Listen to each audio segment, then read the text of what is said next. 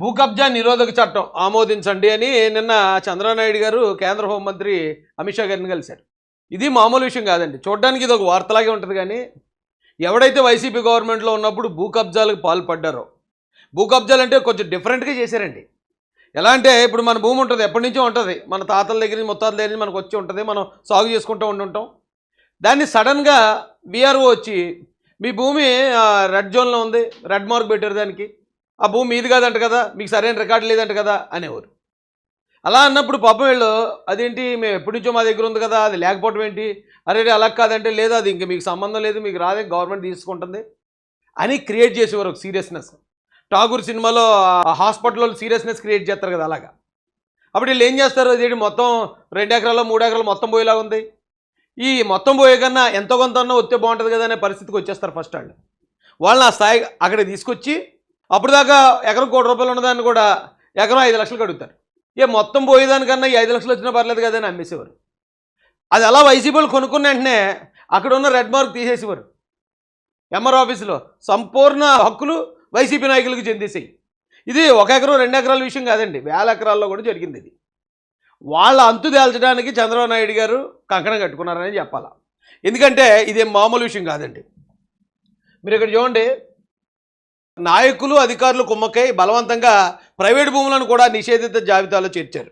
బాధితులు ఆ భూములను ఎంతో కొంతకి అమ్మడానికి సిద్ధమైతే వాటిని నిషేధిత జాబితా నుంచి తొలగించి చేజిక్కించుకున్నారు.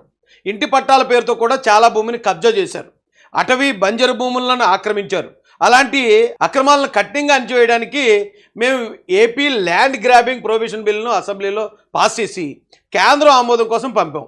సాధ్యమైనంత త్వరగా దానికి ఆమోదం తెలపాలని హోంమంత్రిని కోరాం. Prevention of activities of bootleggers, dacoits, drug offenders, మిగతాది 3వ పేజీ అండి. గోండాస్, ఇమ్మోరల్ ట్రాఫికింగ్ పాల్పడే వారిపై పీడీ యాక్ట్ ప్రయోగించడానికి అనుమతి కోరాం.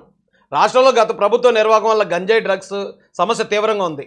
ఈగల్ వ్యవస్థను ఏర్పాటు చేసి దీన్ని నియంత్రిస్తున్నాం. గంజాయిని సాగు స్థాయిలను ధ్వంసం చేస్తున్నాం. ఈ బిల్లు అమల్లోకి వస్తే గంజాయి డ్రగ్స్ పూర్తి నియంత్రణ సాధ్యమవుతుంది. అంటే ఇప్పటిదాకా ఎవరైతే ఇలాంటి ఇప్పుడు ఎలాగా మొత్తం లేదు, లాస్ట్ టైం వాళ్ళని బెదిరించేసాం, ఏంటది నిషేధిత జాబితాలో పెట్టేస్తున్నాం అని భయపెడితే వాళ్ళు ఎంతో కొంత ఇచ్చారు.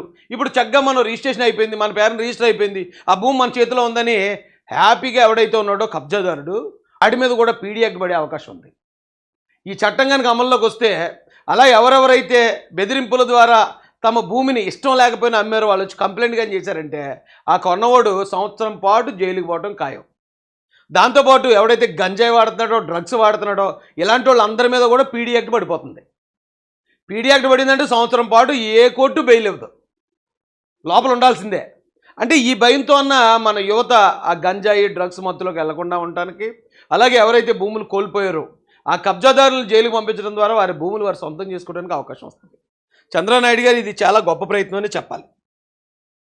చూసారు కదండి, మరి ఈ వీడియో కనుక మీకు నచ్చినట్లయితే ఒక లైక్ కొట్టేసి మీ అభిప్రాయాన్ని కూడా కామెంట్ బాక్స్లో తెలియజేస్తూ ఇలాంటి ఇంట్రెస్టింగ్ అప్డేట్స్ కోసం మా ఛానల్ని సబ్స్క్రైబ్ చేసుకోండి.